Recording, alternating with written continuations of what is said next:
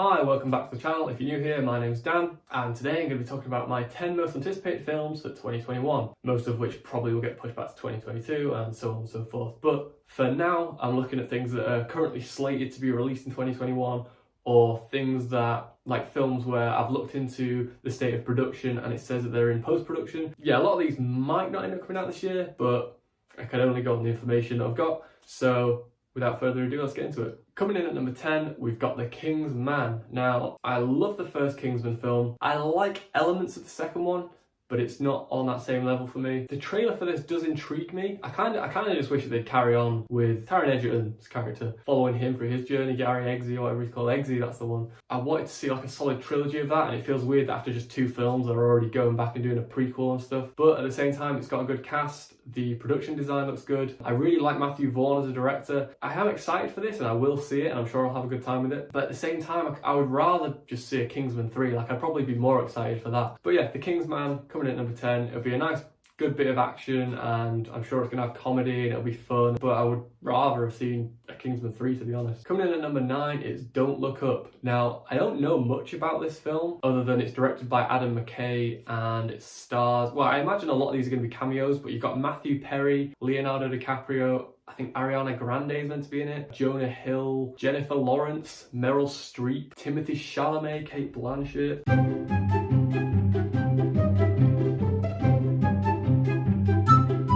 Really looking forward to that, just based on the cast and the director alone. It sounds like it's going to have environmental messages in there and going to be a bit of a spoof and a bit of a parody on people who don't believe it. From what I can tell from the synopsis, it's probably going to be timely and important and relevant, and that's probably why DiCaprio's signed on. I'd imagine he's going to be like a narrator or have a cameo or something. I don't think he's going to be actually in it. I can't imagine him really doing a film. I don't know how they'd even get the budget to fund him. Like, I think DiCaprio takes like 20 million per movie. With all those other actors as well, I don't know how they'd even get the budget for that. And it's not the kind of film I could see DiCaprio being in it as the actual lead star. But we'll see. But like I say, the premise intrigues me, the cast intrigues me. And Adam McKay, I never actually saw Vice, and I know that's probably his film that the least amount of people seem to have responded to. But everything I've seen, from The Big Short to Anchorman, I really liked. So I'm looking forward to Don't Look Up. At number 8, No Time to Die. Now, obviously, being an English person, I'm meant to fucking love James Bond. I like James Bond, but it's not like my favourite franchise ever. Like, I don't usually get that hyped. In fact, usually I would say I almost expect James Bond films to not be that great. With the exceptions of Skyfall, GoldenEye, and Casino Royale, there's not really any James Bond films that I really like that much. But this one, I like the director. I like the fact that Phoebe Waller-Bridge is going to be writing part of the script. Like, I don't know if she's doing rewrites or something like that, or I think she's doing something to do with the character work. I like the tone of it. I like the trailer. It's Daniel Craig's last film as James Bond. I'm hoping for like great big action sequences. I'm looking for that emotional gut punch at the end. I'm looking for a really good villain, which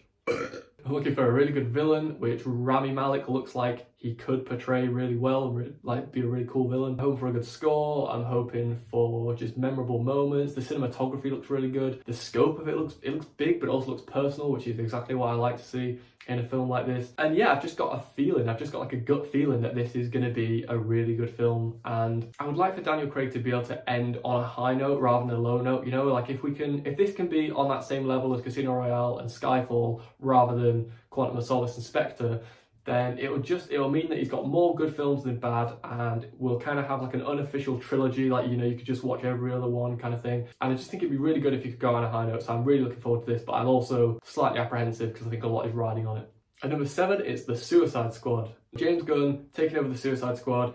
It's got a really big eclectic cast, which is awesome, but it's got weird, like Pete Davidson's in this movie. I don't know who's playing or why he's in it, but Pete Davidson in a James Gunn directed version of The Suicide Squad, yeah, sure, sign me up. Yeah, there's that, it's not even an official trailer, but they released like some clips of it online a few months ago.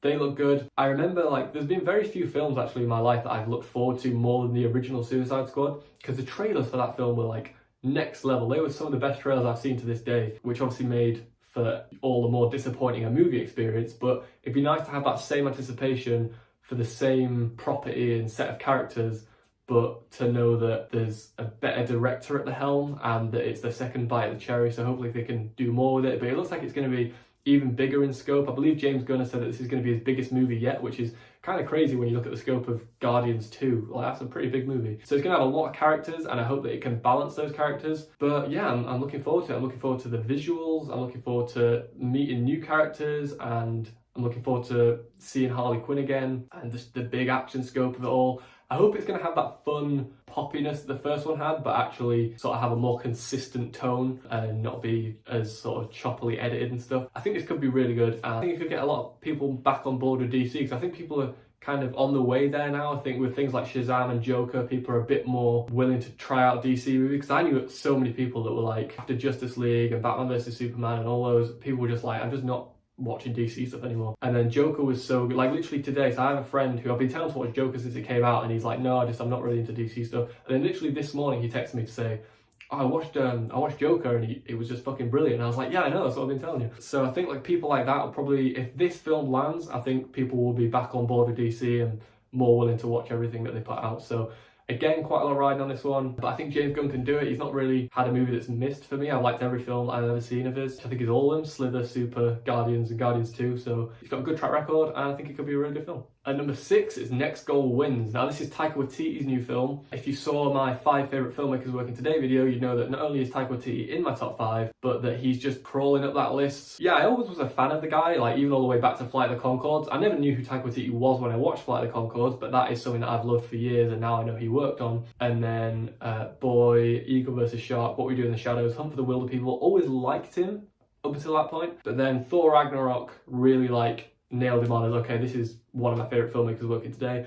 And then Jojo Rabbit just solidified that. Rewatched Jojo Rabbit recently, by the way, and I probably liked it even more the second time. If Next Goal Wins can be on that same level as Jojo Rabbit and Thor Ragnarok for me, and then bearing in mind after that he's got a Star Wars movie coming out, and Thor Love and Thunder, and he's also recently done work on The Mandalorian. He's all over the place. He's working on so much. I don't know how he does it, but he is working his way up my list of favourite directors, and I'm really looking forward to Next Goal Wins. You don't get many films about football, so I'm intrigued to see that. And again, it's got a good cast: Michael Fassbender, Elizabeth Moss, Taika Waititi. Basically every project that he has lined up, I'm interested in, and this is currently in post-production. That's what it says on Wikipedia, which we all know is the most trustworthy source. But yeah, it's a weird one though, marketing-wise. Like, there's not been any trailers for it or anything like that, so I don't know if that means that I don't know if they're just keeping quiet and biding their time because they don't want to like release a trailer and then have to push the movie back and whatever, or I don't know if they just haven't got that far in the process yet. But I think it'll probably come out towards the end of this year because it was originally meant to come out last year. So yeah, Next Goal Wins at number 6. At number 5, it's Mission Impossible 7. The last Mission Impossible film was probably, yeah, I'd say the best Mission Impossible yet. The next best 2 were the 2 before that, Rogue Nation and Ghost Protocol. Yeah, this is just an action franchise that literally just keeps getting better and better. With the exception of 2, they've all been good films. Even 2's not bad, it's just the weakest of the bunch, and it's kind of eh.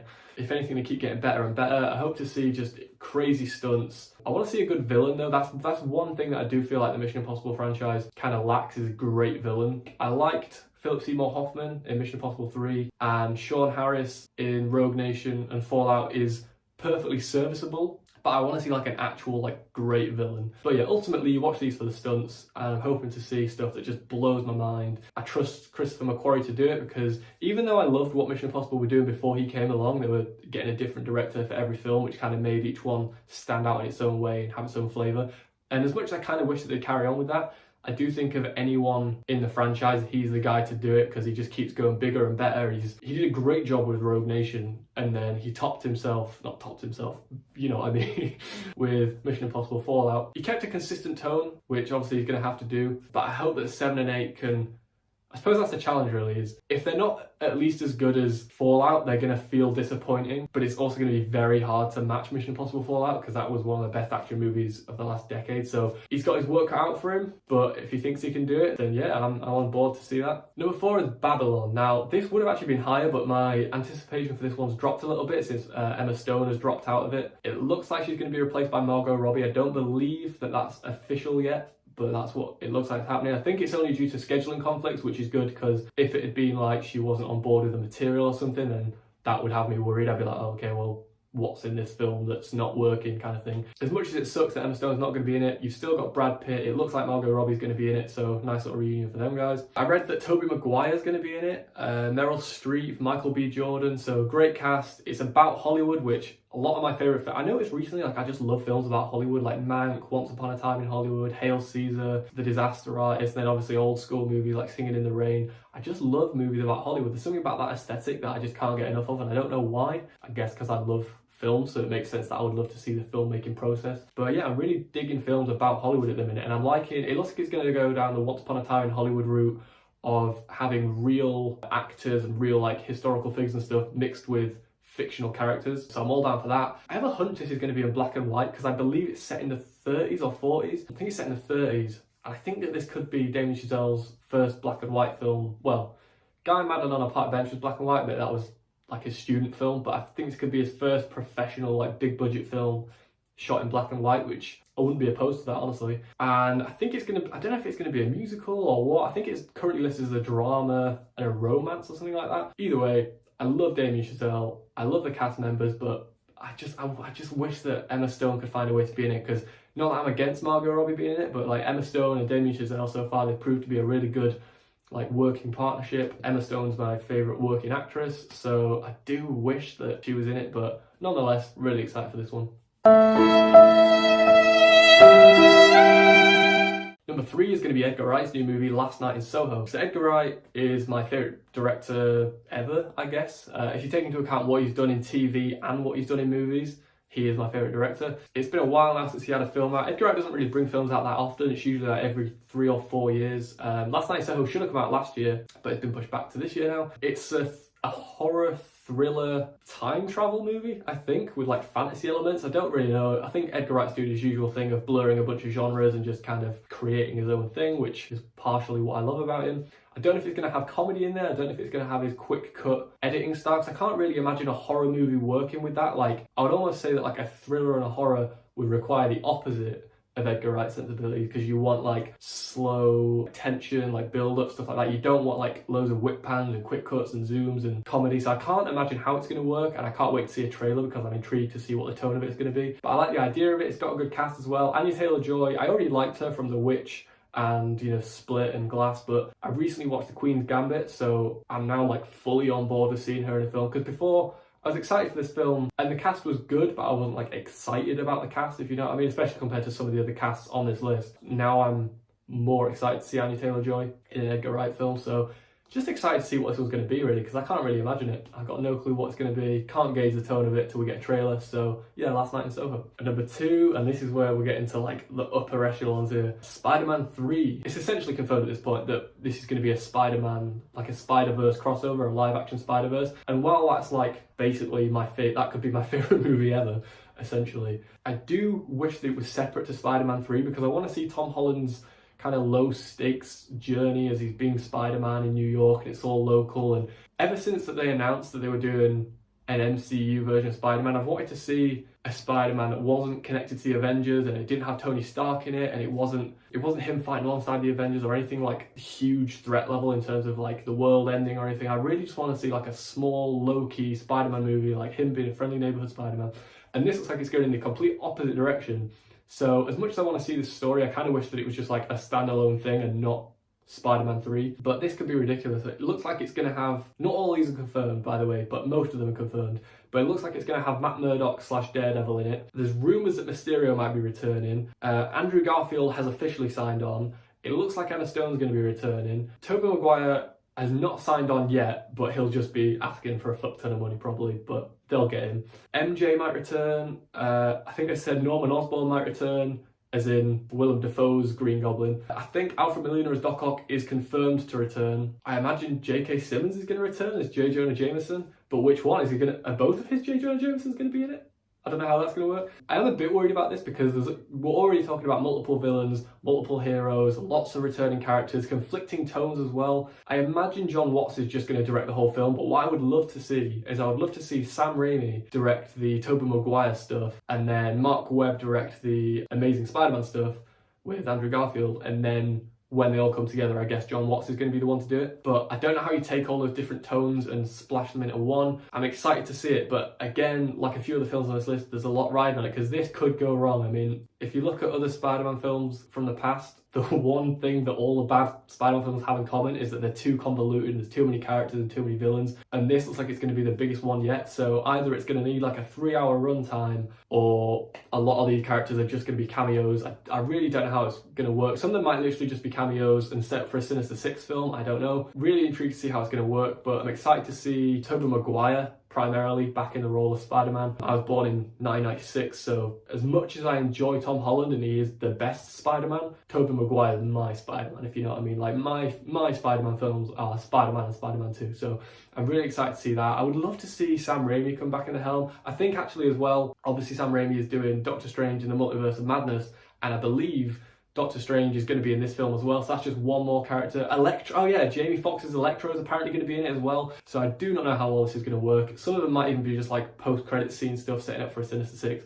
I've got no clue how it's going to work, but they made it work with the animated Spider-Verse, so if they can have efficient writing and know exactly what they're doing and kind of limit themselves where they have to, this could be really good. In fact, it could be a game changer, to be honest. And coming in at number 1, it's Denis Villeneuve's Dune. Been looking forward to this one for ages now. Denis Villeneuve, he's probably the best filmmaker in the world right now. It's hard to say, to be honest. Like, there are a few filmmakers up there. For me, I would say Scorsese, I'd say Tarantino. At the minute, you're looking at someone like Bong Joon-ho. You know, I still think Christopher Nolan, David Fincher, I think they're all up there. Paul Thomas Anderson, even though he hasn't made a movie in a while that blew me away. But I think if Dune can be, well, first of all, it's going to have to make enough money that he can do the sequel, because this was going to be a 2-parter. So I'm really worried that this is going to go down the Blade Runner 2049 route of not making enough money. Not that that needed a sequel, but if this makes the same amount of money as Blade Runner, it's not going to get the sequel. Really hoping that it makes enough money first and foremost. But also I think that if this can be his 2-part like magnum opus, like I really believe that Dune could be Denis Villeneuve's film. You know, like if you look at all the big directors ever, they all have that one film that like, so that like Alfred Hitchcock had Psycho, you know, like Christopher Nolan has The Dark Knight, Quentin Tarantino has Pulp Fiction, like all the big directors have that one film. And I don't think Denis Villeneuve has got his yet, and I think Dune could be it. And if he could have this 2-part Dune magnum opus, I think he would just be on another level to any director working right now. Like if Dune's going to be as good as I think it is in my head, based on the source material, based on the fact that not only is he the best filmmaker in the world, but he's still getting better. Like if you look at his last few films, in my opinion anyway, he just keeps getting better and better. Like he's not even hit his peak yet, I don't think, which is kind of scary. When you look at how good Blade Runner 2049 was, and that's not, you know, he's not even at his peak yet. I can't imagine how good this is going to be.